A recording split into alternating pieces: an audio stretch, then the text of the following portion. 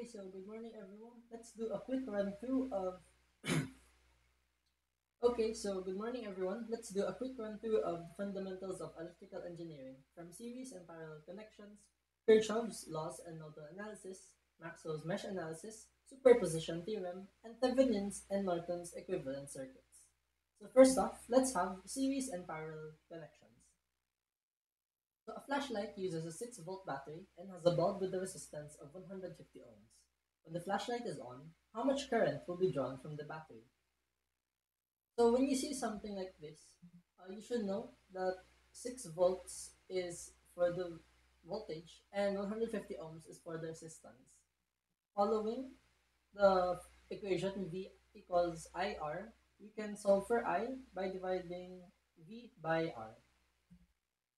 So we get 0.04 amps. You should note also that when you draw or when you're asked to draw a diagram, you need to draw this symbol. This is for the voltage source, and the long end is where the positive is, and the short end is where the negative is. Our current flows from positive to negative. And when you come across a resistor, the voltage drops from higher to lower, and then it connects back to the voltage. The current IR follows this. So if you have IR going this way, you could simply have it as negative. But then if you compute it to be negative, as long as you switch directions, it will still be correct.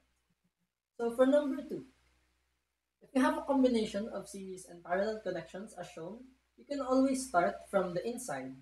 So you can do this technique if there are no other voltage sources or current sources.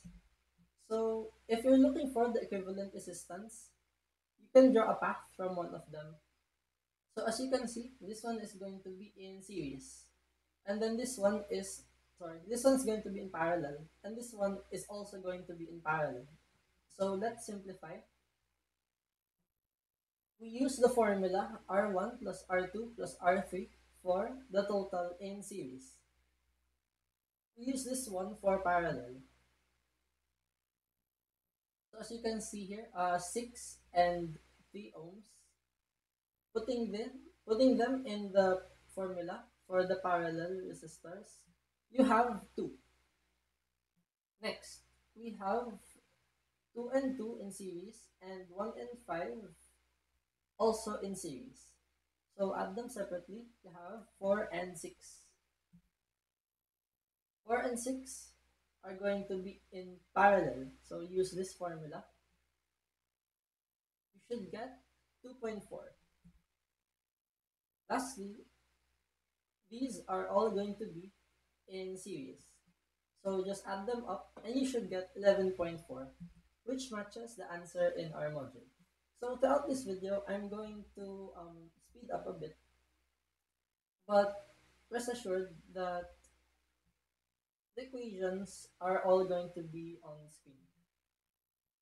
So especially for the resistors, I won't be computing it. Um, I won't be writing the full equations for these resistors. However, you can refer to the ones here. So I'll be focusing more on the diagram simplification. So look at this. Calculate the equivalent resistance in the circuit. So here we followed as it is drawn. So here I want to show you a different technique where we draw them as a straight line. So as a path. So starting from A, you can start anywhere, but I want to start from A and you go until C. This is where the path first splits, right? So we have um, 3 paths here, here, and here.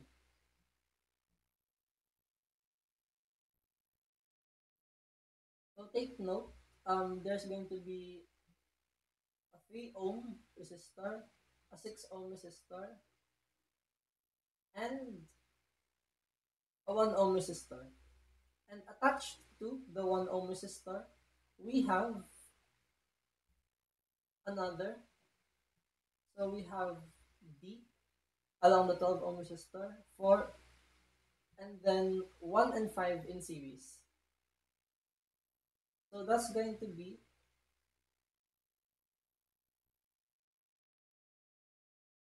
the 12, the 4, and then the 1 and 5 in series.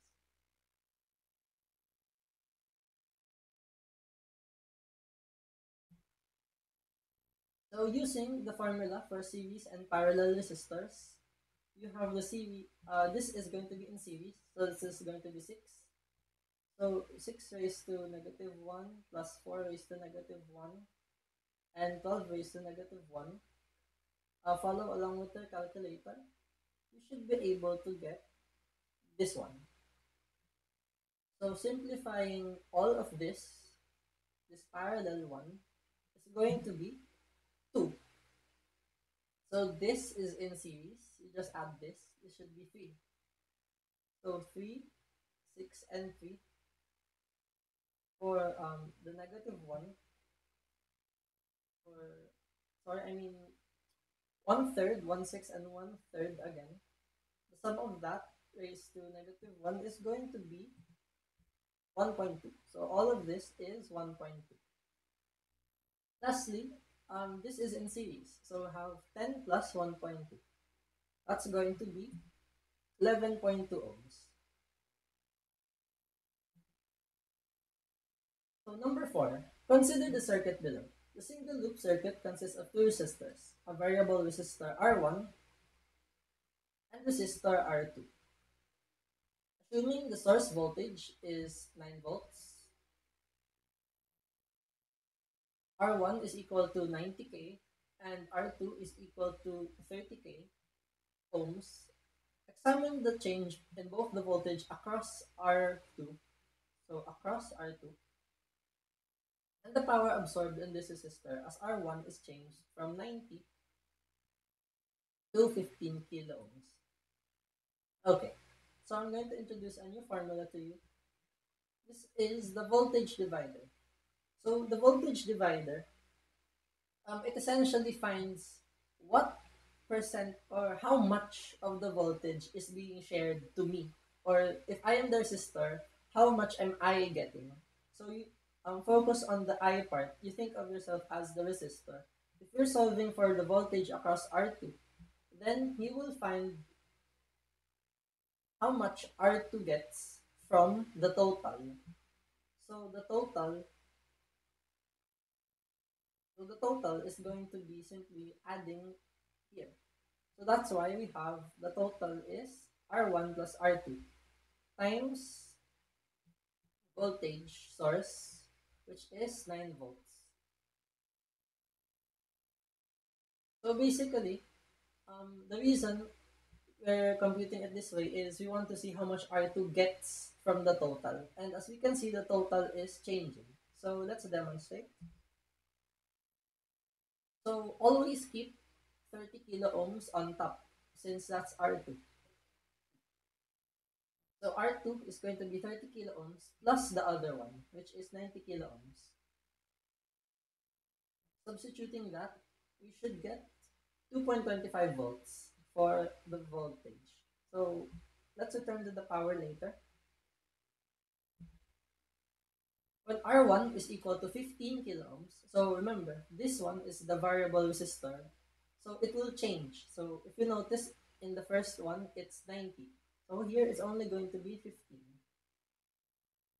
So keep the 30 ohms since you are solving for the voltage across R2. So 30 kilo ohms over 45 kilo ohms times 9 volts is going to be 6 volts. Now you notice here that kilo ohms, okay, yeah, wait. Okay, so notice that the kilo ohms in the top and the bottom are going to cancel out. So you don't need to convert the kilo ohms into ohms, at least not yet. And also, when the resistance is high, the voltage is low. When the resistance is low, the voltage is high. Similarly, for the computation of power, you already got the voltage, and you already know the resistance, and you don't know the current. So what you need to do is just from P is equal to IV, you replace the I with V over R. So you get V squared over R. So you square this and then divide it by the 30 kilo ohms. So notice that here, um, if you convert this, you're going to get 1.2 times 10 raised to 3 watts. Please correct me if I'm wrong. So my personal observation is if you're dividing by kilo ohms and you don't, for example, you don't simplify it like this, you can just change the final answer. So if you divided it like this is supposed to be 6 volts squared over 30 kilo ohms, and you didn't put the extra zeros, it's okay. You can just change K in the final answer into M. Since K is times 1000 and M, the lowercase m is milli, is divided by 1000. So this is our answer here. So please take note, this is supposed to be 6. Sorry for the typo. Number 5. Find I/O and VO in the circuit shown. Calculate the power dissipated in the 3 ohm resistor. Okay, so notice that I/O is passing through here. And it just so happens, this is where our VO is. So we're going to focus on the 3 ohm resistor. I/O is different from the current. So this is the total current, the I. It's the total because it's split here and here. Meanwhile, we're only looking for this one.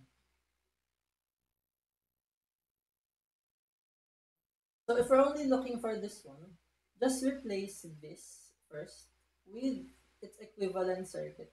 Equivalent resistor. So this is going to be 2 ohms. Follow along with the calculator and please leave a comment if you notice some mistakes. So this one is going to be our diagram. So you should notice that the voltage is split across the 4 ohm resistor and the 2 ohm resistor. So for this one, we have 2 over 6 times 12. So this is going to be 4. So this 4 ohms is applicable to this. So you should know that the voltage in a the voltage in a parallel circuit is going to be the same across the components. So this is going to be um, 4 volts, I mean. 4 volts and 4 volts here. So you already have VO. Next, find IO. So we know that IO from V is equal to IR.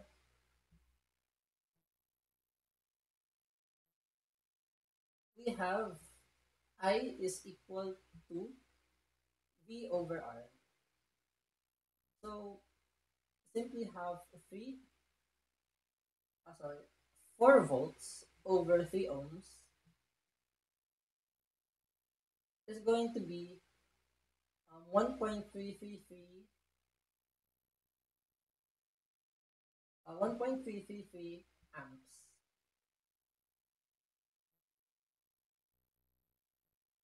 And lastly, for the power dissipated, just have this one. This is our I. Multiply it by V. So that's going to be 16 volts over 3 ohms is equal to 4 point, wait, 5.333 watts.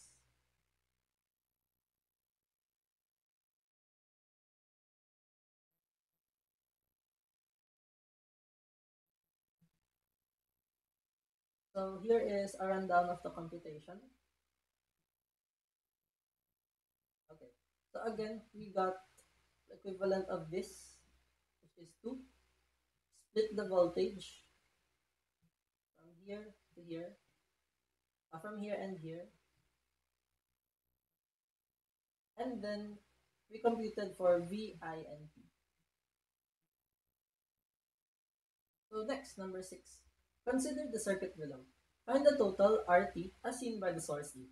Calculate the current IT, I1, and I2. And then determine the voltages V2 and V4. So first, identify the given. We have IT being the total current, and then it splits here, so we can get I1, and it also goes here, so we can get I2. And then along this path, determine the voltages V2 and V4. So we have V2 here and V4 here.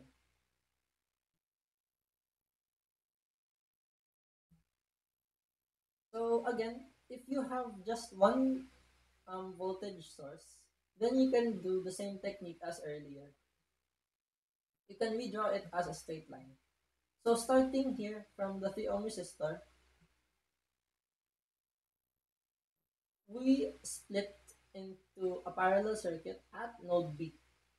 So if you notice here, 4 and 6 are going to be in series. So you can just rewrite this as 10. So 10 and 15 will be sharing the voltages from here to this point. So 10 and 15 can be replaced with 6 following this formula, the parallel resistor formula. And then now we can split the 45 volts. So 45 volts divided by 9 times 3 and times 6. So this one will get 15 volts, and this one will get 30 volts. Now, if you have a lot of variables like this, make sure that you're only solving for what you need, because there's going to be a lot of it. So first, consider where is your I1 and I2. So remember, the I1 and I2 came after we split at node B. So that means our I2 is going to be along with the 4 kilo ohm and 6 kilo ohm resistor. So this is going to be our I1. This one is going to be our I2. There's no need to solve all the way until the end, only until where it's needed. So for this one, 30. So 30 is our voltage, and 30 applies here and here. Notice that you already have the resistance. So 30 divided by 10 is going to be 3, if I'm not mistaken. And 30 divided by 15 is going to be 2A. So let's see. I1 and I2. Let's see the next slide. Okay. So 3A and 2A. So this is correct for I1 and I2. And then our IT will just be this one. From 45 divided by 9 kilo ohms, the total voltage here, divided by the equivalent resistance of all the resistors, IT is going to be 5A. Now let's go back for the voltages. Where are the voltages V2 and V4? So notice V2 is here with the 4 kilo ohm resistor. So it is inside here. And R4 is in the 15 kilo ohm resistor, which is here.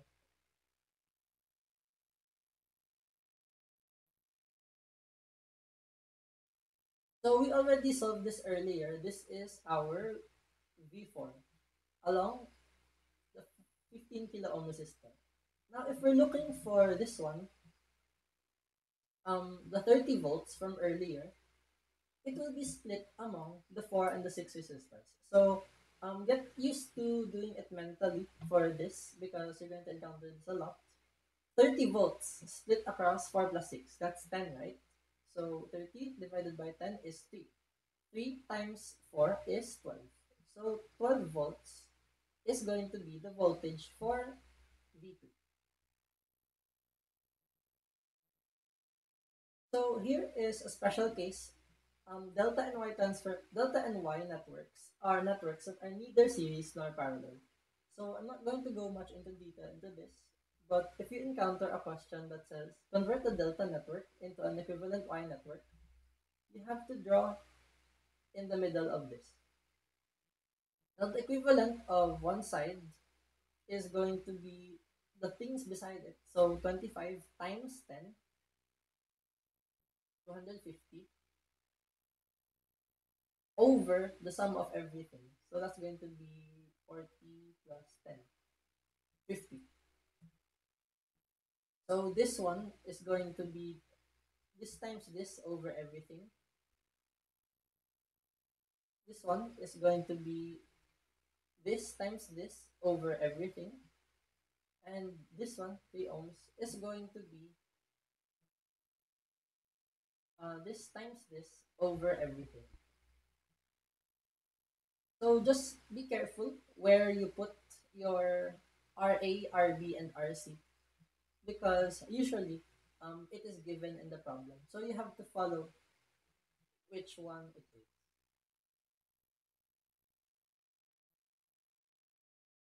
Sorry. See, I already got confused. This is A, but the RA is here on the other side. So please don't get confused about that.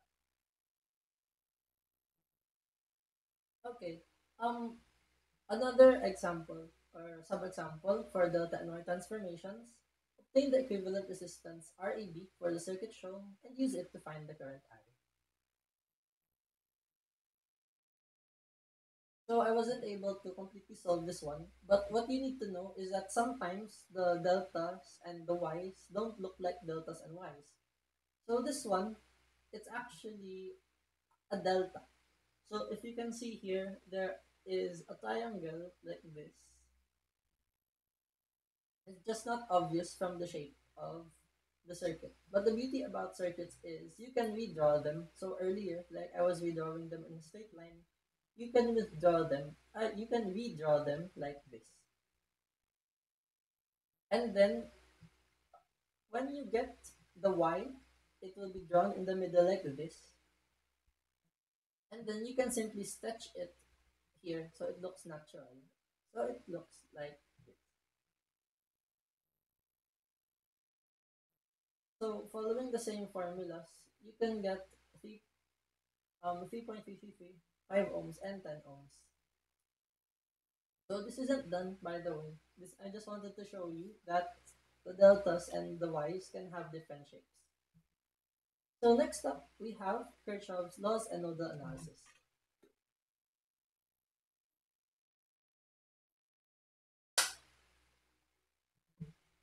A 12-volt battery of 0.5 ohm resistance and another battery of 12 volts and 0.075 ohms resistance supply power to a 2 ohm resistor. So when you see supply, think of it as going in. So into a 2 ohm resistor, we know that current goes through resistors. So we know that this is where it will exit, right?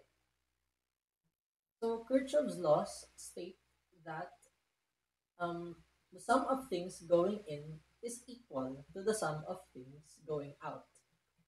So this is true for KVL or voltage and KCL, current.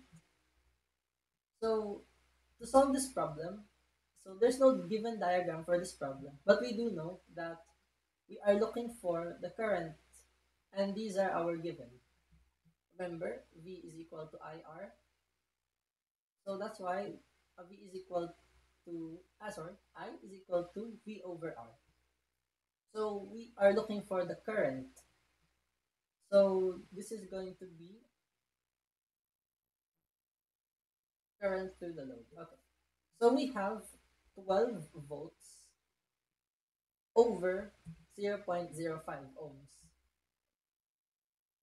and 12 volts over 0.075 ohms is equal to um 2 ohms times I.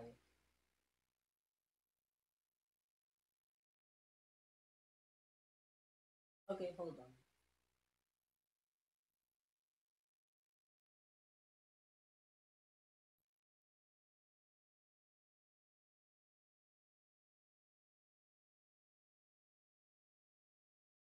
Okay, so I might have to get back to this equation.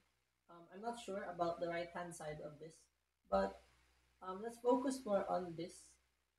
12 volts over 0.05 ohms plus 12 volts over 0.075 ohms is our main idea here. So um, please check the comments of the video later if I have any corrections for this item. I think I noticed something here. So first of all, let's proceed to our first proper example. For the circuit shown, find A, the currents 1, 2, and IL, and B, the load voltage VL, and C, the power dissipation PL. So first and foremost, what I want to say here is that the arrows here are arbitrarily chosen. So you can choose any arrows that you like. However, if you want to have an easy way of doing it, look at the voltage and look at the ground. So this one, if you see a symbol of, it looks like a line that's fading away, that's the ground. Because in a lot of circuits, especially in real life, there needs to be a path away from the appliance if the voltage is too much, or at least to stop it from breaking the appliance. So, in theory, everything in the circuit may go to the ground or to the reference node in some textbooks. So, notice here that I said earlier, this is the orientation of the battery. The long side has the positive. So we move here, going here, and then going down here. Similarly, for this one, we have this battery going here, and then down here, down to the ground. So that's why I assigned I1, or I1 to be here, I2 to be here, and IL is already, I think that's my handwriting. So IL is going to be along the resistor. So take note, you need to represent the currents correctly. So next for KVL, another way, instead of just the equals, in is equal to out, you can also write everything going around here. Everything in a closed loop can be equal to 0. So earlier, remember earlier for KCL we did I is equal to VR. So now, if we are given the voltage, since earlier we were given the current, if we're given the voltage, then we need IR. So, because we want all of this to be voltages, so we can subtract them. So we want IR and IR. So look at the diagram. We travel from here to here. A voltage drop of 0.4 ohms times I. So we don't know what it is yet, but we do know it should be I1 from our given. And another voltage drop of 0.8 ohms, this time multiplied to IL. So get the idea? You multiply the pairs every time you encounter a resistor. So now we apply the other KCL here. I plus L is equal to I1 plus I2. Because I1 and I2 are entering this node, and then IL is leaving. So in is equal to out. You can substitute the IL here into I plus 1 and I plus 2. And then you distribute that. You combine like terms. So combine these together to get negative 1.2 ohms I1. So do the same for the other circuit. 26 volts encounters a 4 ohms voltage drop, and then an 8 ohms voltage drop. So you just have to be careful with your I1, I2, and IL. So now when you have this formula and this one, you want to eliminate one of the variables. So in the next slide, I'm going to eliminate I1. So if I'm going to eliminate I1, I need to turn this into positive 1 plus 2 I1 ohms. So if you're going to turn this into positive 1 plus 2, you need to multiply this by negative 1.5. So you multiply this entire thing by negative 1.5. Now that you have this, you can eliminate and continue. So you're left with I2 and V. So now you have I2 and V. Note that you have ohms here, right? So in the computation, especially for this, I highly recommend not leaving out the units unless you know what you're doing, because the units will give you the hint on what to do next. Because you're solving for I2, you want to divide the volts by the ohms to get the amps. So this is eliminated. This leads to negative 15 volts plus 0.1 ohms I2 is equal to 0. Transpose this to the other side, we get this is equal to 15 volts, and then divide both sides by 0.1 ohms, you get 150 amps. So there are 150 amps going in this direction.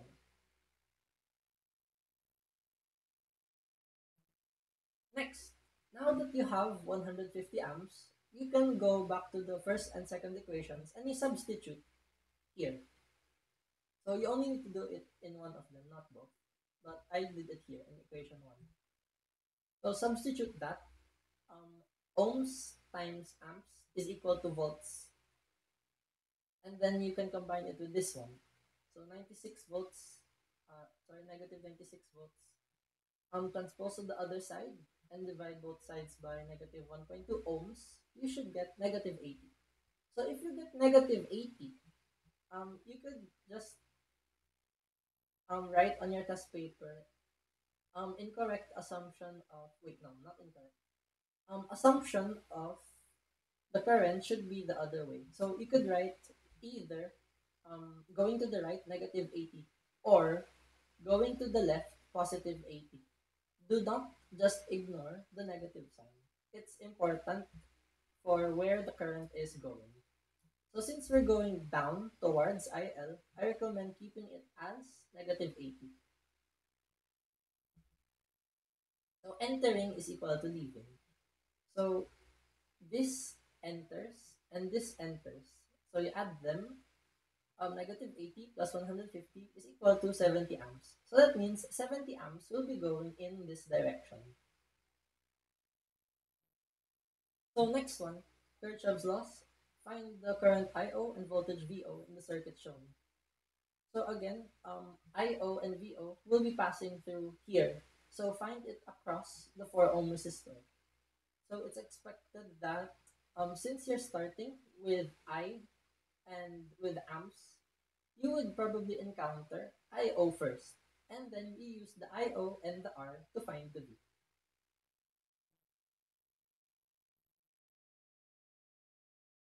So applying Kirchhoff's current law at A, we have um, 0.5 I0 plus plus VA is equal to I0. So add this, and it should come out here.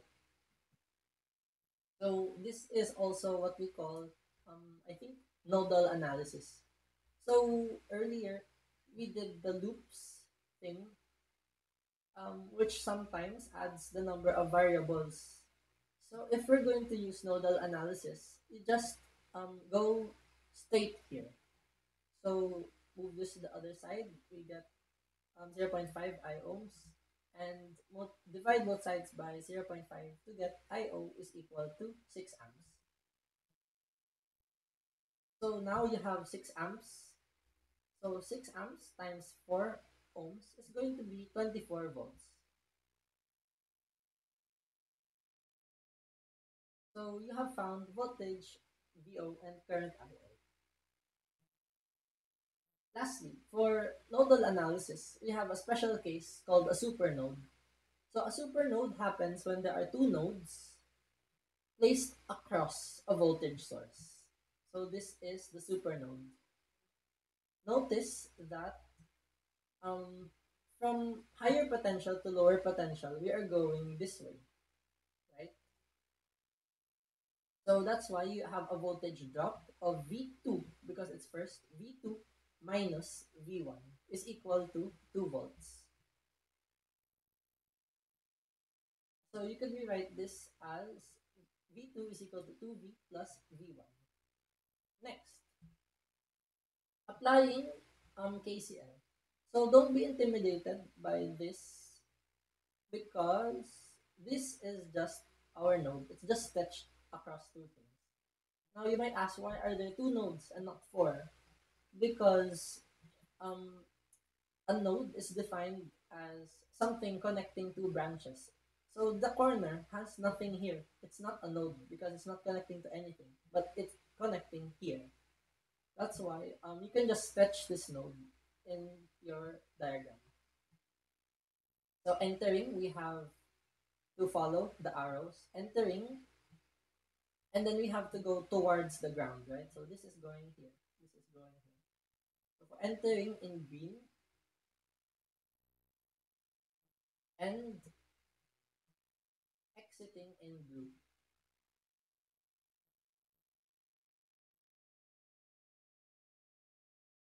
So here we have 2A starting from here is going in. This green arrow is from V2 across 10 ohms to V1. So that's V2 minus V1 over 10 ohms. Plus, so what we want here, this one is going to be V1 minus V2 over 10 ohms. So take note, V2 minus V1 and V1 minus V2. Those are separate things, but they're going to cancel anyway. Next, this one, V1 over V2. Since you're going from V1 across V2 to the ground. So when you're going to the ground, that's going to be 0 volts. So just V1 minus 0 or simply V1 over 2 ohms. V2 over 4 ohms towards the ground. So there's no other voltage, just V2 over 4 plus 7 amps going this way. So simplifying this, to simplify this, multiply by the LCD. So multiply everything by 10 ohms. Again, do not forget the ohms because when you multiply A and ohms, you're going to get volts for the A. So don't forget change the variable to volts. So now you're going to get 8 volts is equal to 2V1 plus V2 plus 28 volts. Solve for, oh wait, rather. Remember earlier, our voltage drop, V2 is equal to 2V plus V1. So V2 is going to be replaced by V1 plus V2. Now you can add, this is going to be equal to 3V1, and then this is transposed to the other side. Solving for V1, we get negative 22 over 3 volts is equal to negative 7.3333 volts. And then V2 is just going to be that plus 2 volts. So you have negative 5.3333 V. So I hope I wasn't going too fast because it's the because of the time constraints. I have to get to school earlier later. But let's proceed to Maxwell's mesh analysis. So you can pause and revisit the video as needed. So next, for Maxwell's mesh analysis, find the values of I1, I2, and I3 using mesh analysis.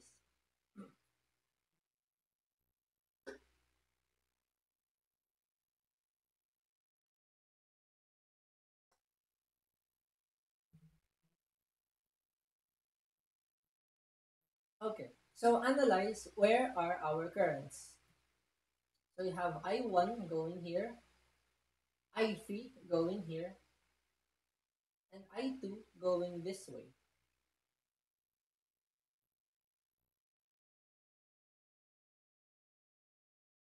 Okay, so in mesh analysis, you want to analyze a mesh or a loop with nothing else inside it. So this is a loop with nothing else inside it. Just do the same thing we did earlier for KVL and KCL. You multiply or divide the pairs. So you're given 6 volts. So if you're given 6 volts, you need to find pairs of I and R. So a voltage drop of 2 ohms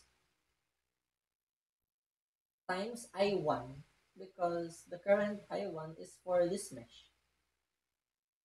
So it's the same until this part, right? Now that we are at this voltage drop of 2 ohms, note that this is shared by the other side. So if this is I1 on this side, this one is I3. So if there is nakahati or nakabit, you have to subtract that one. So I1 minus I3 times the 2 ohms minus 4 volts. So again, when you see volts, it's not automatic a plus. So you have to consider the direction. If we're going clockwise, you can see that this is going to be positive to negative. So positive to negative is a drop. That's why we have negative 4 volts. So simplify and let's revisit this later. For the right loop, I started with here 2 volts. So 2 volts plus 4 volts. And then this one, 2 ohms. We multiply 2 ohms to I3 because it belongs to this circuit minus I1 because it is shared by this side. So this gets split into negative 2 ohms I3 plus positive 2 ohms I1 minus another voltage drop of 4 ohms times I3. So basically, the gist of Maxwell's mesh analysis is you find the pairs of I and R if you're solving for volts. And then, don't forget, there's going to be one I minus 3 and another I3 minus 1. Okay? So expect that when you subtract the other side, you'll also see it again on the other equation. So now, using this formula and this formula, we have to eliminate a variable. So from what I can see, it's easy to eliminate either of them. Let's see. So I want to eliminate I3. So for I3, I have positive 2 and negative 6, right? So if I want to eliminate them, I have to multiply this entire equation by positive 2. So this is going to be our new equation 1. Eliminate this and solve for V. Sorry, solve for I1. So 12 volts divided by 10 ohms here at the end of the calculation is equal to 1.2 amps. Do the same for the other one. So now that you have the value of I1 is equal to 1.2 amps, substitute it here. Okay, substitute it here. We get negative 4.8 volts plus 2 ohms I3 plus 2 volts. Combine this and move to the other side. And then divide both sides by 2 ohms. 1.4 amps for I3. Now you can do nodal analysis or the KCL. So remember, we're looking for I2, right? So for I2 is equal to the things exiting it.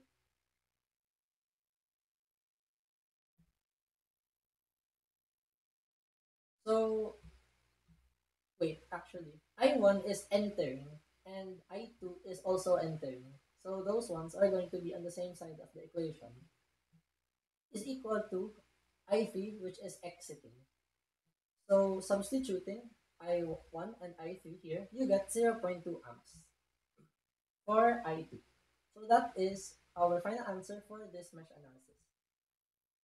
So number 14, we do the same here, except now we can see there is a given I. So here we did not know the I1, the I2, the I1, the I2, and the I3. But for this one, we have this current, this current, and this current. So notice that IR1 is going to be 2 milliamps. So let's see what's gonna happen. For loop 1, start with 10 volts and arrive at a 5 kilo ohms voltage drop. So the kilo ohms is shared by this side, 2 MA, minus this side, I2. So minus 10 kilo ohms again, shared by this side, 2 milliamps, times, minus this side, I3. So the setup is going to be the difficult part of it. But once you have set it up correctly, it's actually going to be easy to solve the rest of it. So to save on time, I'm going to show the other loops. E2 going this way, 5 kilo ohm voltage drop, 12 kilo ohm voltage drop, 4 kilo ohm voltage drop. So it is shared with this side, and this side. So that's why you have I2 minus 2MA, and then I2 minus I3 for this one and this one. For loop 3, you have I3 minus 2MA for, so this is loop 3. I'm going to start here. Wait. Okay. So I3 is going to start from here, going to 6 kilo ohms shared by nothing. So it's just going to be times I3. Follow here, go here. So 10 kilo ohms over the 10 kilo ohm resistor is shared by 2MA and I3. That's why you have I3 minus 2MA. And then follow here 12 kilo ohms and 4 kilo ohms. I just wrote this as 16 since they're in series. So 16 kilo ohms shared by I3 and I2. That's why you have I3 minus 2. So before you proceed, recheck your calculations. You should have a pair of 2MA and I2. Should have a pair of 2MA and I3. And then another pair of I2 and I3. So if you see these pairs, then you have done it correctly, probably. So next, simplifying, you can choose anything here, but I choose to eliminate this one, 32 kilo ohms I3. So you can proceed anyway, but this is the way I did it. Add these together.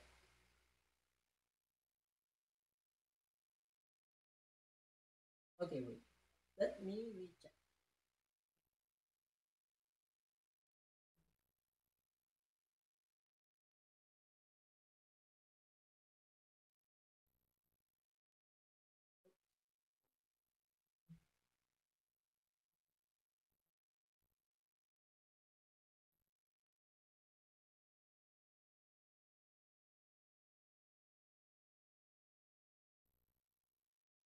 Okay, so there has been a mistake in this. It shouldn't be 56 plus 56 minus 28. It should be plus 28. So please change that. It's going to be 4 and 8. So it's supposed to be 84 volts. So 84 volts, 84 volts. So this I2 is going to change. So if you have a calculator with you, you can try getting the corrected value for it. And this is not going to be the correct answer anymore. But again, it's okay because the gist of what I wanted to show you is the pairing of the I and the R. So remember, for Maxwell's mesh analysis, you pair the I and the R to get the V. So I'm just going to show the other slides on the screen. If you have time, you can try correcting it. So try to correct the computation if you have time.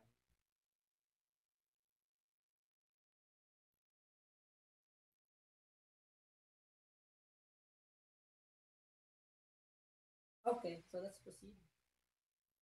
Next, we have the superposition theorem. So the superposition theorem and Thevenin's and Norton circuits are very much related. So the superposition theorem says that we can turn off the other sources. So we use the superposition theorem when there are both um, voltage and current sources in something that cannot be easily withdrawn. So if you have voltage and current sources, what you want to do is to analyze them one at a time. So if you turn off a current source, it's going to just be an open circuit. So this one, the current will not flow here. So um, it will just ignore it. It will just go this way or that way.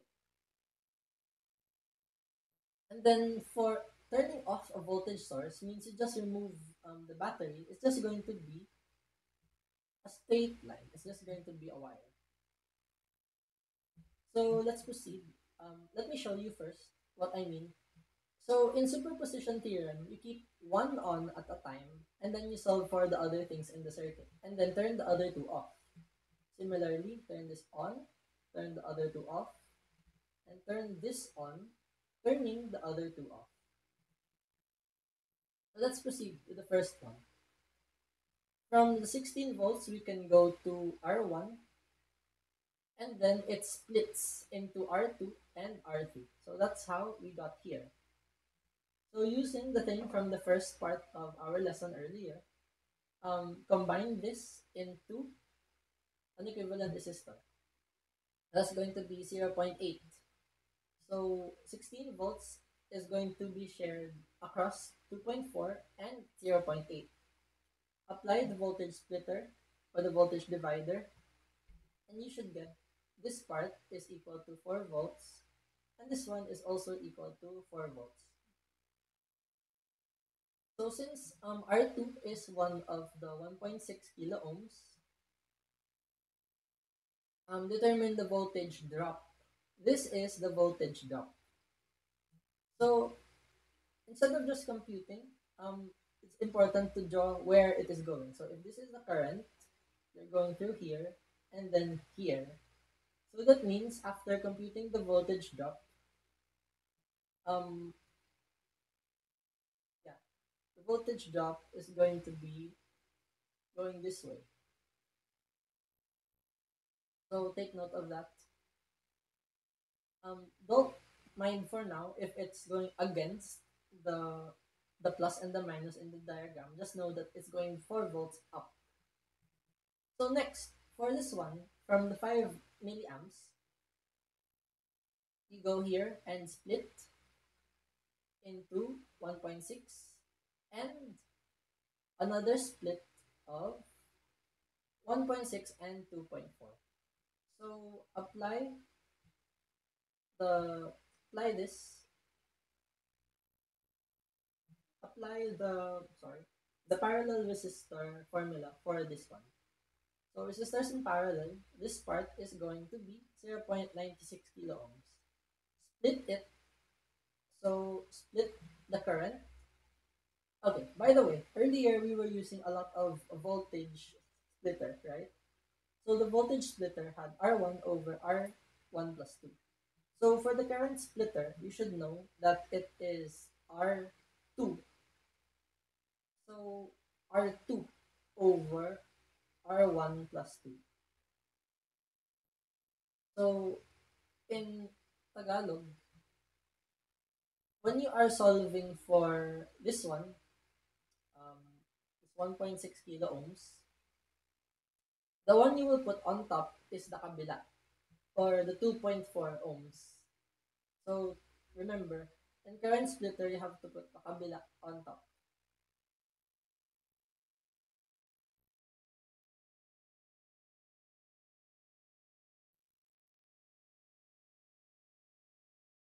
Okay, so for the current splitter, here, we are solving for 0.96, right? 0.96. That's why you put this one on top of the formula. Similarly, for this one, once you have gotten past here, when you are solving for this one, 1.6 kilo ohms, it's this one, you put 2.4 on top. So please double check my calculations. It should be 1.875 MA for this one. And then you have Ohm's law. So you have V is equal to IR. This is our I, and this is our R. Multiply that, and you should get 3 volts. Now, notice the direction we are going. So we're going this way, and this way. So note that we're going 3 volts down. Lastly, for this one, the last source is going to be 32 volts.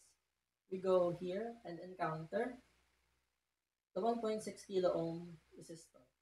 And then here, we don't go here, there's nothing here, and reach a split in the path. So we have 1.6 kilo ohms, and um, so this is going to be ignored because it's turned off, and 2.4 kilo ohms. And then we can expect, as we go down the 1.6 kilo ohm path, we are going down here. So again, find the equivalent resistance of this. It's going to be 0.96.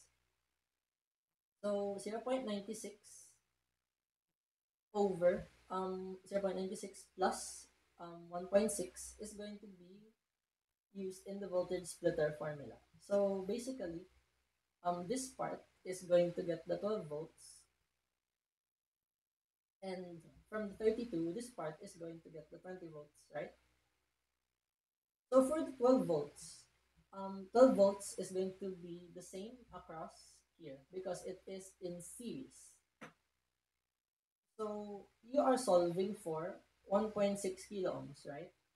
So if this is going to be 4 volts, then this is already your voltage drop. Now analyze where is the voltage going. Going here, here, and then here, down. So remember what I was emphasizing earlier. Add the voltages with direction. So if the current across resistor R2 flows from positive and negative, we are looking for the down direction. So we have going down is 3 volts plus 12 volts, which is 15 volts, minus the current going up, which is 4 volts. Why do we subtract this? It's because in the given, we have plus and minus across the resistor. So the voltage drop is going to be from plus to minus. So that's why our final answer for this superposition theorem is 11 volts. Lastly, we have Thevenin's and Norton circuits. So the concept behind Thevenin's and Norton's is basically the same. So I will be focusing more on Thevenin's equivalent circuits. So to determine the Thevenin equivalent circuit, then solve to the current to RL, we have to just remove the load resistor. So if earlier we were turning off the sources, this time let's turn off the resistor, or so to speak, we just cut it off from the diagram. Now we analyze using node analysis. We set an arbitrary node C. So usually the ground is paired with the node, right? So I usually put it where the voltage and the current will meet. So if the voltage is traveling this way and there is a node here, I will assign this one as C. So from 20 volts to C, it's going to be 20V minus VC as it goes over 24 ohms. So this is the voltage drop here. So notice that now that this is open, there's no current that will flow here. And to solve for Thevenin's equivalent circuits, we want to find the open circuit voltage from here to here. So if you see this node that is cut off, you can just assume that, okay, wait, sorry, let me rephrase that. Remember that we are going to the ground. So this node is shorted, it's going to the ground. This will be 0 volts. This node is cut here, so the only source of voltage it can have is from here. So it's going to be VC. So our Thevenin equivalent voltage is going to be just VC minus 0 volts, or VC. Okay, so I hope you know now why we are solving for VC. So now we are here. This is C. So in to C should equal the current going out of C. So we have this from earlier is equal to 2 amps. Multiply the ohms to this side. It's going to be 48 amps. And then solve for C. Sorry, this is a mistake again. Ohms times amps should be volts. Yan. So we have negative VC is equal to 28 volts, and VC is equal to negative 28 volts. So from here we have negative 28 going to 0. So again, if you see negative, it's okay. That's just going to be, it just means that you have to swap it in real life. So our Thevenin's equivalent voltage is negative 28 volts because the voltage drops by negative 28 from here. Next, to find RTH, we turn off this current, like the superposition theorem, and then we turn off this voltage. So as you can see, any path that we take, be it from here to here or vice versa, the only resistor we will encounter is 24 ohms. So our RTH is 24 ohms. Lastly, now we can complete the Thevenin's equivalent circuit. So it's going to look like this. The Thevenin's equivalent voltage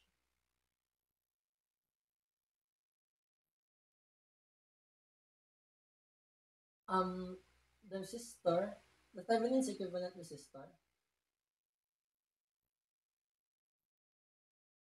and then this will be our open circuit diagram. Now remember from earlier, what are we solving for in the first place? We're solving for RL is 16 ohms. So now we have to put it back.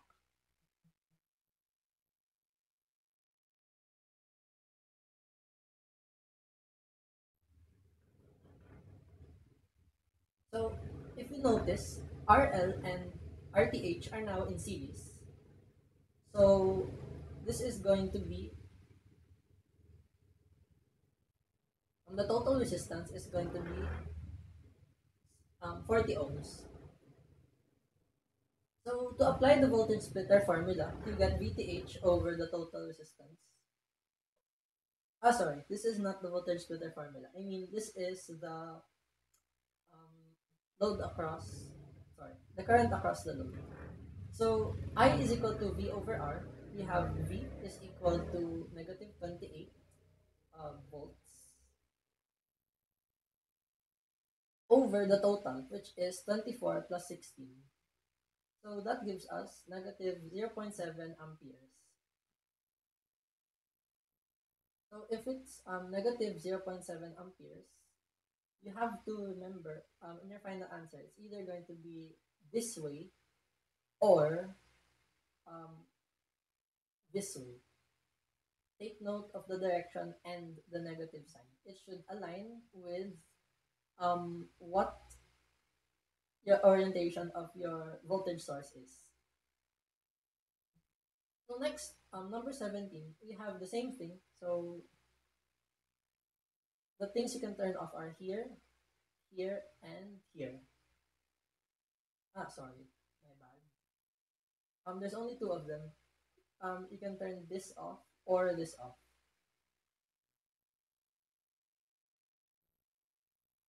So again, we assign the C and the ground. So I assign the C here because it is meeting um, the current and the voltage here after passing through the resistor. And then we are solving for this one. VA is simply going to be equal to VC.